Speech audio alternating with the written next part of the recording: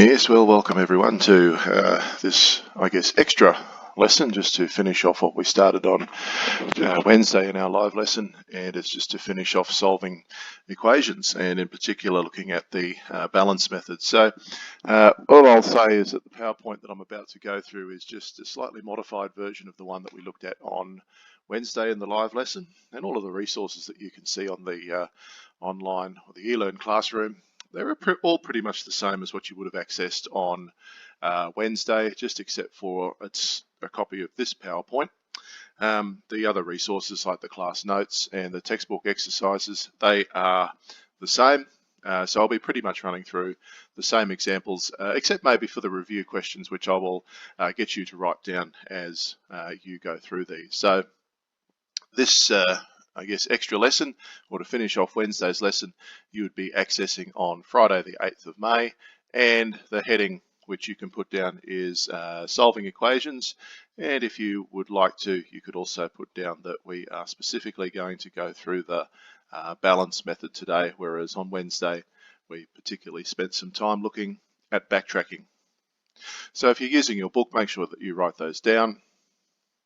Also, if you're using your book, could you please also write down the learning intent, which is to continue to look at the conventions and the ideas around solving 1- and 2-step equations. So in our live lesson on Monday next week, we'll actually be looking at how to apply solving equations to solve some real-world problems, and that will then pretty much wrap up the solving equations section.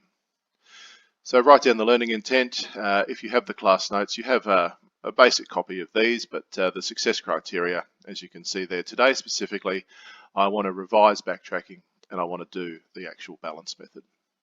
Feel free to pause this video at any time if you need to write anything down, otherwise I'll be clicking on to the next slide.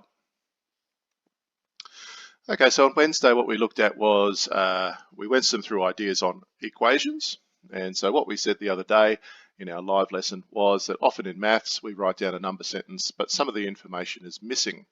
This number, or this missing number, can be represented by a letter, which we define as a pronumeral.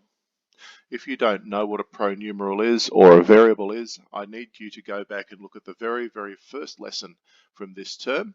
There is a PowerPoint presentation, there's also a video there, and I need you to watch that because that gives us some basic definitions and conventions around algebra. Okay, so the second dot point there says that the number sentence is called an equation, and it's called an equation again from that first PowerPoint because it has an equal sign. And we solve an equation by finding the actual value of that pronumeral. And it makes that equation true. So for example, if we see down here, we've got 2 times 4, and that equals 5 plus some missing number. Now, if we can obviously use inspection, which is one of those techniques we looked at on Wednesday, we can see quite clearly that the missing number is going to be 3. And if I back substitute, so in other words, I replace that x in there with a 3, I can see now that I have a true number sentence because 2 times 4 equals 8 and 5 plus 3 equals 8, and that's a true number sentence. So my solution is x is equal to 3, and I have now solved that equation. So boys and girls, that's what we've been doing. We've been solving equations like that. As I said, we looked at 3 methods on Wednesday. We were going to look at 3 methods. We looked at inspection, which I suggested is probably a little bit too simplistic. And then we also looked at this method here, which we spent a bit of time on, and it's called backtracking. So just for a review, let's take a look at what backtracking is all about again. Now, simple equations often involve one operation, like we just saw in that previous slide. Many of the ones that you're going to see will involve 2 or more, and we call those multi-step equations. Now, finding the solution of a multi-step equation we can't do, okay, it's not possible using inspection, so we have to use one of 2 other methods. And those other 2 methods involve undoing the equation to find its solution. Now, these methods rely on inverse or opposite operations, and that's what we started looking at the other day. So those inverse or opposite operations, which a lot of you remembered, are given on that table there. So remember, if I'm going too quickly through all of this, make sure you pause the video. You can go back and reread it as you desire. So What we said the other day was the opposite of multiply was divide. The opposite of divide is therefore multiply. The opposite of add is to subtract, and the opposite of subtract is to add. We also looked at squaring and square root, and you're not going to see too many of those in grade 7, but you might see those as you go through grade 8 all the way through to 12, because as we said, solving equations is a part of every maths course every year. Okay, let's take a look at backtracking. So backtracking involves creating that little flow chart. Not really a flow chart, more just two arrows over here. And what we do is we show the operations that form the expression on the left-hand side. So over here, we actually write down the, the operations that form the expression. We then have a number down here, and then we undo that expression over this side, and hopefully we end up with our solution. Okay, now remember when we do the undoing part, this is where we're doing the inverse or the opposite operations. So let's take a look at some questions. Now these are ones that I would like us to do together, and more specifically I'd like you to pause the video now for about 5 minutes, and I'd like you to try those 3 questions yourself. I'd like you to solve x plus 5 equals 12, 2x plus 7 equals 15, and y take away 5 equals 10. Now, if you have the notes, you don't actually have these questions on the notes. So I'd like you to open your book and I'd like you to write these questions down. I then want you to pause the video and I'd like you to spend 5 minutes doing them. Remember, your first step will be to draw a down arrow, draw an up arrow, and then your second step will be to put the expression up the top, put the answer down the bottom, work out how you form that expression, and then work out how you undo that expression. And then hopefully the last thing is you get your answer. So pause the video now, take about 5 minutes, try these questions, come back, and we'll check the answers together. Okay, how did you go? Let's take a look at the first one, x plus 5 equals 12. Up the top here, like I said, I'm going to put my expression, which is x plus 5. I start with the pronumeral, which is the x, and what have I done to the x? You can see here I've added 5, and over here back in the original question, that's going to equal 12. So I put 12 down the bottom here. Now I undo that expression. So the opposite of plussing 5 is to take away 5. And that should then give me my solution. 12 take away 5 equals 7. So I think the answer is 7. Now, the other thing I told you to do on Wednesday was to check your answer. Now, how do you check your answer? You rely on what you looked at last week, which was called substitution. And I replace the x in this original expression now with what I think my answer is. So I'm going to replace that x with 7. I'm going to go plus 5, and hopefully 7 plus 5 equals 12. Yahoo, it does. And so therefore, I'm happy that my solution is x equals 7. Now again, pause the video at any stage here if you would like to write that down. Hopefully you got it right. If you didn't, please make sure that you fix it up. Now the second one's a little bit trickier because the second one is a 2-step equation. 2x plus 7 equals 15. So again, I'm going to start by putting 2x plus 7 up the top here, and then I'm going to look at how I've formed that expression. Now, as I said, this one requires 2 steps. We've got the x to start with, and now I need to think about, well, how I've formed 2x. Now remember, 2x means 2 multiplied by x. So again, in algebra, we don't actually put that multiplication sign in there. So my first operation I'm going to write down on the left here to form that expression is times 2. And I then put down the plus 7. So there's my x times 2 plus 7. That gives me a total of 15. All right, the 15 from the expression here. I now undo my equation. So the opposite of plus 7 is to take away 7. The opposite of multiplied by 2 is to divide by 2. And then that should give me my answer. So now let's start with the 15 and let's do 15 take away 7. 15 take away 7 equals 8. And then we have 8 divided by 2, and 8 divided by 2 is equal to 4. So I think my answer is x equals 4.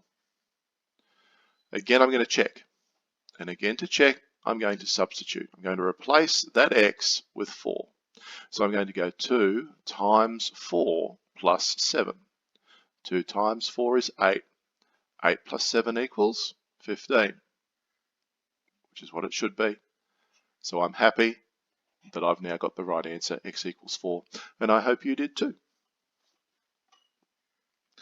Lucky last has got a takeaway in there. Start by writing the expression in the top, y minus 5, and I now look at how I form that equation. I have y and I take away 5, and that should give me 10. Over here on the right, I undo that expression, so the opposite of taking away 5 is to plus 5, and then hopefully I get my answer. You can see here 10 plus 5 equals 15, so I think my answer is going to be 15. Again, I'm going to check, substitute or replace y with 15, so 15, take away 5, does equal 10. So that's backtracking. And we looked at that method on Wednesday and we spent a little bit of time on it. Some people, I think, were about 50-50 with it. Some people had pretty good understanding of it. That's 3 examples just to further consolidate, hopefully, your understanding. And as I said, please make sure that you write anything down off those slides that you need. So again, hopefully your thoughts, you're somewhere up here around the A. Now let's have a look at the balance method. And I quickly went through this slide the other day with you, or these slides with you the other day. So again, when we solve equations using the balance method, the aim is to get the variable all by itself, to isolate that variable and solve it. Now, like backtracking, again, we consider the inverse and opposite operations. But here's the little trick. We need to work on undoing the operation by keeping our equation in balance. And the way we do that is we keep both sides of the equal sign equal. Okay, that's what an equal sign means. Now, that means that what we do to one side of the equation in terms of operations, we must do to the other side as well. Now, I'd like you to pause the video, please, and I'd like you to put down the heading, Solving Equations Using the Balance Method, and I'd like you to write down those 4 dot points, because that's essentially what the balance method is all about. Pause the video and write those down, and we'll come and have a look at this example down below. Okay, let's take a look at this example. The one here that says solve 1x plus 3 equals 7, which I've drawn here on a scale. Here's my x, some unknown quantity of marbles, plus 3 more marbles equals 7 marbles altogether. And you can see my scale is lovely in balance.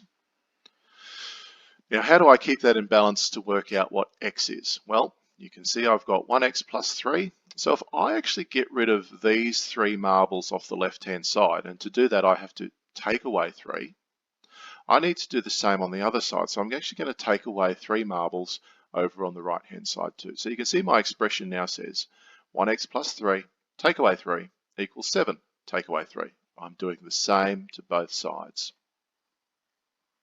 So I've taken away 3 from the left. I now take away 3 from the right. On the left-hand side of the equation, I now just have x all by itself. On the right-hand side of the equation, I have 7 minus 3, and that equals 4. So I think that x equals 4. Again, I'm going to check. I substitute. 1 times 4 plus 3. 1 times 4 is 4. 4 plus 3 equals 7. I've got what I needed, and so I'm confident that x equals 4. You won't have to draw pictures like this in all of these examples. You'll just have to work it through like that. Now let's take a look at some other examples together. Here are 3 examples that we're going to use the balance method, and I'm not going to draw the scales. I'm just going to write the working out on the slide, and I want you to work through with me. We might do the first one together, and then I might see if you can maybe try a couple of the other ones yourself. So the first one says 5w equals 15. So we're going to solve 5w equals 15. Now you need to remember that 5w means 5 times w. There's a multiplication sign in there. So I need to think about what is the opposite of multiply, and it's divide. So I write down 5w, and now I divide by 5. Now that will give me w all by itself, and that's what I'm after. I have to do the same over here to the right-hand side though. So I have my 15 and I need to divide that by 5 as well. And we know that 15 divided by 5 equals 3. So I think that w is going to equal 3. I obviously check my answer. 5 times 3, so substituting, equals 15. Oh, yahoo. Looks like I got it right. Obviously, pause the video now, please, and I'd like you to actually write down the answer for that question. You'll find these questions on the notes, and if you haven't already done so, could you write these questions down in your book? And also now write down the answer for that first question in your book. Okay, let's take a look at the second one. Now, before I go about doing my answer, you might like to actually try this one yourself using the balance method. Start off by writing the equation down if you haven't already done so. And now we start undoing this equation. Now, like that first example with the scales, I'd probably get rid of the plus 7 first. I'd probably remove that plus 7 from the left, and obviously then you have to do the same to the right. So think about your first step is what is the opposite of plussing 7? Yep, you'll be taking away 7, and you'll be taking away 7 from both sides. Now I'd like you to pause the video and I'd like you to see if you can finish that question off for us. Okay, how'd you go? 3x plus 7 minus 7 would just leave you with 3x by itself. 28 minus 7 over here on the right just gives you 21.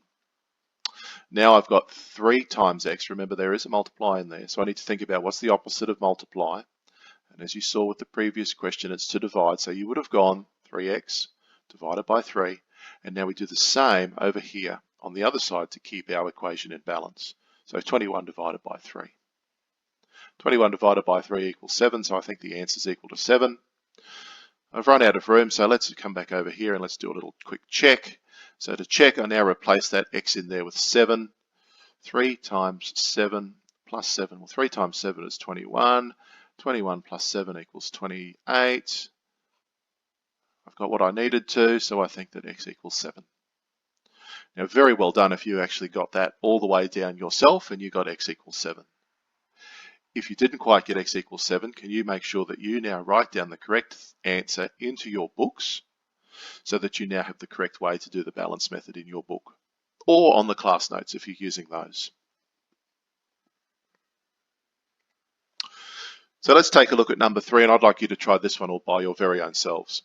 All right, I'd like you to write down either in your book or in your notes, write down the equation 2x minus 4 equals 18. And now I want you to start using the balance method to undo the operations and see if you can come up with the answer. And even better at the end, see if you can check that you got it right. Pause the video now and we'll come back and check the answer soon. Okay, how did you go? So with this one, we're going to get rid of that take away 4 first.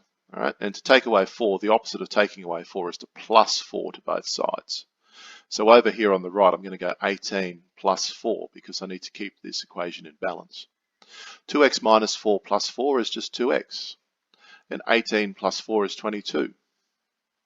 Now this says 2 times x. So again, like the other ones, to get rid of that multiply by 2, I need to do the opposite, which is to divide. And I divide by 2. And again, I divide both sides by 2. This gives me x all by itself, so I've actually isolated my variable, which is the whole problem that we're doing. And I've got 22 divided by 2, which equals 11, so I think my answer is 11. So let's check one more time. I substitute, I'm going to replace that x there with 11. So I've got 2 times 11, take away 4. 2 times 11 is 22. 22 take away 4 does equal 18. So I think I got that one right. X equals 11. Again, pause the video if you need to rewrite the answer down. Hopefully you would have had a go, and hopefully you would have got something close to 11. And if you did actually get 11, well done. You've been able to use the balance method. Now I also have 3 more questions here that are on the notes, and they're also on the slides here, which I was planning to do, but I'd like you to try these ones yourself using the balance method. So actually write the questions out if you're using your book and actually try and solve them yourself using the balance method. Now, we've done 3 questions that are very similarly structured in the previous few slides, and you might like to go back and re-watch those on this video so that you can see and maybe get some ideas about how to solve these yourself.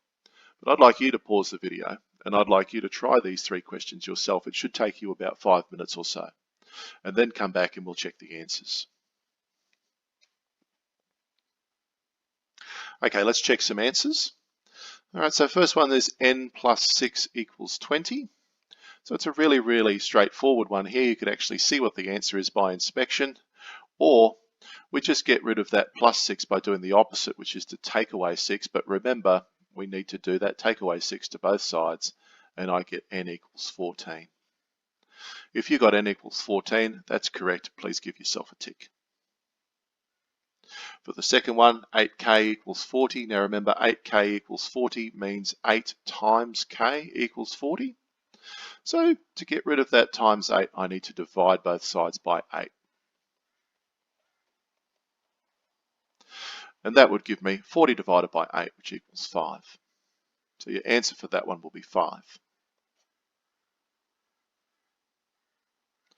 And the lucky last one, it's a bit harder, so I might spend a little bit more time on this one. It's a 2-step one. So we've got 5x minus 2 equals 13. Now, you've try and get rid of the take away 2 first. Okay, so try and get rid of all the little bits and pieces first. So we get rid of take away 2 by adding 2 to both sides. So over here on the right, I've got 13 plus 2. 5x minus 2 plus 2 is just the 5x all by itself, and 13 plus 2, nearly gave the answer away, is 15. So remember, this says 5 times x, and as we've seen numerous times now, the opposite of timesing by 5 would be to divide by 5. So I do the same to both sides again, which in this case is to divide by 5, and I end up with 15 divided by 5, which is x equals 3. So I think my answer is x equals 3. I'm going to come over here and check, and I check by now replacing the x in there with 3. So 5 times 3, take away 2. 5 times 3 is 15. 15 take away 2 does equal 13. Whew. Giddy up. So I got that one correct, x equals 3, and hopefully you did too. Because if you got maybe one of those questions right, 2 of those questions right, or even all 3, that's a very good effort. If you tried them all and you got at least one right, that's fantastic. If you got anything wrong, please make sure that you have fixed up your working off the slide, pause the video, and make sure you've got the correct working out down, please. So how do we feel about the balance method? So because we're sort of just introduced it first time, hopefully some of you are sitting in between here. Hopefully you're all sitting up in this sort of section here. If you have any questions about the balance method, you should be viewing this early on Friday. We actually have our next support session, not until next week, but feel free to email me, Mr. Freiberg, with any of your concerns or problems. And if you're at school, actually take the time to pop around, and you can pop around to my room, D17, and you can ask for help. So let's just go through the textbook exercises again. And what I've done is, as I said, I've actually put down all 3 sets that I showed you on Wednesday. This first set, 7.2, which is in your textbook. So if you're at school, you'll be able to use your textbook. This first set is just some simple expressions or simple equations in number 1 that you can mostly solve using inspection, or you could use backtracking, or now even the balance method. You then had a couple of extension questions here in number 10 and number 11. So these ones were a little bit trickier. But this was basically an introductory set, okay? The next set I wanted you to do was specifically out of the backtracking section in your textbook. Now be very careful, because the way that the textbook uses backtracking is a little bit different to what I showed you. Now these are in units 7.3, and what I'd wanted you to do is exercise or questions 7, 8, 13 and 14. So there's questions 7 and 8, and you can see that they are a bit trickier. Okay, they're really good for backtracking. These ones down here, remember the line in a fraction means divide. You need to be very careful how you set these up. These ones can be a little bit more challenging. These ones here in number 7, I would expect that you should be able to get all or most of them out. And if you do manage to get these questions done, the extension questions here were questions 13 and question 14. Now, that was what I pretty much expected you to have following Wednesday's lesson. After you've done this presentation today, you should now know how to do the balance method. And the balance method is described in the textbook in section 7.4. And as a result, I'd like you to do those questions out of section 7.4 in your textbook. 3, 4, 5, and then 7 and 10 as extension work. So you notice that 3, 4, 5 look actually pretty similar to some of the previous questions. Question 3 says solve these equations using the balance method. They are pretty similar to the set you saw in the previous section. And then you've got questions 4 and 5, they're a little bit trickier. And then, as I said, questions 7 and 8, they're the extension questions. All right, so if you're up for a little bit of a challenge, you can certainly try 7 and 8. Now, honestly, team, at a bare minimum, if you can do, have a go at all of the questions in number 3, then that would probably cover you off for being able to do the balance method. If you prefer one method over the other at this point in time, if you find maybe the balance method easier than the backtracking method, then maybe you might want to practice using the balance method. But just be conscious that backtracking and the balance method may be required to be shown by you in an exam situation. So you might actually have to demonstrate to me both methods. So don't focus on one solely. You might want to focus on one a little bit more than the other, but make sure that you know how to do both methods, maybe for an exam situation. So just looking at the success criteria, yes, we did revise how to solve equations. Yes, we did revise backtracking, and yes, I did introduce you to the balance method. Hopefully, by viewing this presentation, it's made a little bit more sense to you. If not, as I said, on Monday morning's live lesson, we will be going through backtracking and balancing, and we'll also be showing you how to solve problems using these methods. Please ensure that you send Mr. Freiberg, send me your work. And also, if you've got any questions, please make sure that you ask me for help. Thank you very much for your time and patience, everyone. Thank you for watching this video, and I look forward to receiving your work very soon. Bye.